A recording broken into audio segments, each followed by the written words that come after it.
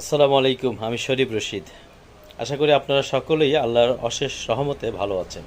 আলহামদুলিল্লাহ আমিও ভালো আছি।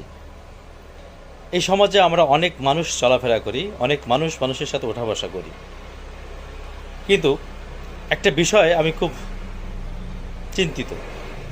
যে সমস্ত মানুষ কুরুচিপূর্ণ কথাবার্তা বলে, যাদের ভাষাগত জ্ঞান নেই, তাদের সাথে চলাফেরা করাকে আসলে আদৌ ঠিক কিনা।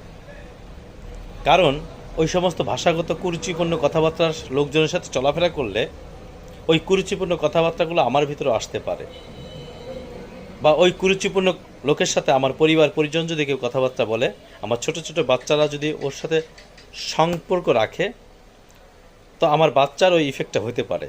তাই আসুন, কুরুচিপূর্ণ, যাদের ভাষাগত জ্ঞান নেই, তাদের থেকে দূরে থাকি, নিজে দূরে থেকে নিজের পরিবারকেও দূরে রাখি।